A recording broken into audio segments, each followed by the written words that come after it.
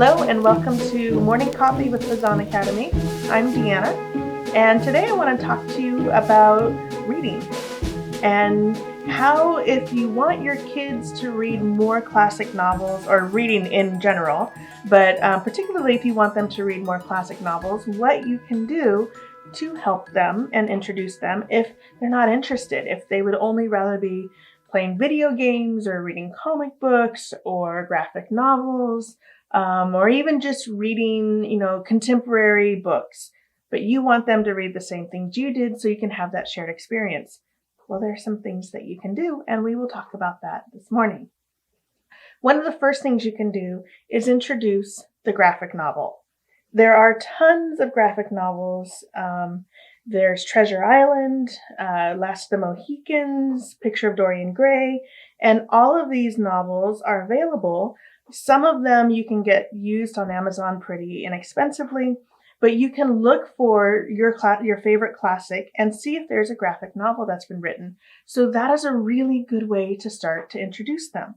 It's usually a pretty abridged version of the story, but it's going to introduce them to the story, the characters, and what I found, even in my college classes where students had never read classic novels before, I would use the graphic novel as an introduction, as a way to get them to at least be interested in the characters, in the story that's being told. You can also show films, particularly of popular novels such as Pride and Prejudice, any of the Jane Austen movies, Jane Eyre by Charlotte Bronte. Once you introduce them using the film or the graphic novel, you can have them read a junior classics version. And the junior classics versions are great for younger kids because they still have the main story. I remember reading these when I was young, and they have a lot of illustrations, and it's, again, a condensed version. It's shorter. And so what happens over time is that you get introduced to it, you start to know the characters, and then you'll read another version.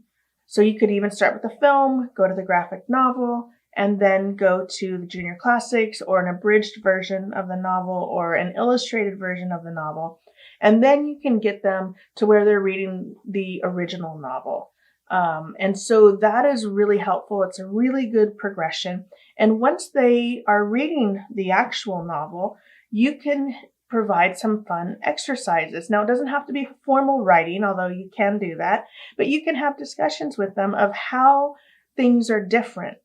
So Pride and Prejudice is a great example to use because there have been so many film and television adaptations, graphic novels, even spin-off novels, and other versions. And so, for instance, you can start with the 95 Pride and Prejudice, go back to the 1940s Pride and Prejudice, talk about, show them the 2005 version of Pride and Prejudice, all of the film and television versions, and then have them read a graphic novel, and then have them read the novel. And you can use that as a comparison.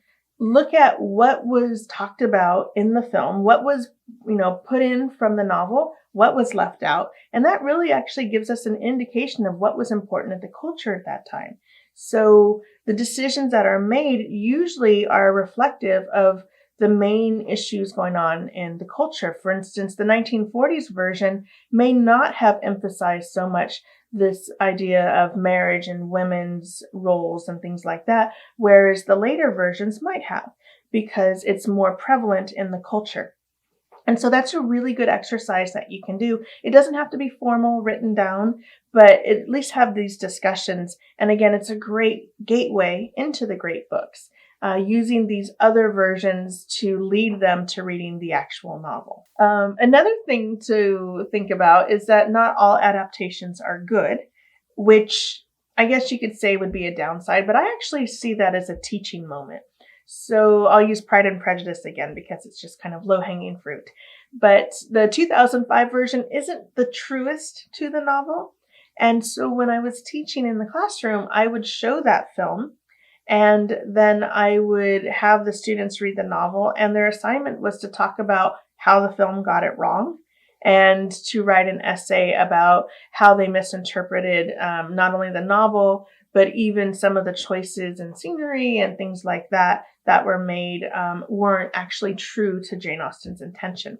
And I'm sure I'll get a little bit some back comments about that because I know that it's a very beloved film to this day, but it's actually not that true to the novel. They've left out big chunks, and even some of the choices in how the characters are portrayed really don't live up to what Jane Austen had written. So that is something to keep in mind as well. But again, you can always use it as a way to have those discussions with your child or your student, or even your spouse if you're trying to get them to read the great books.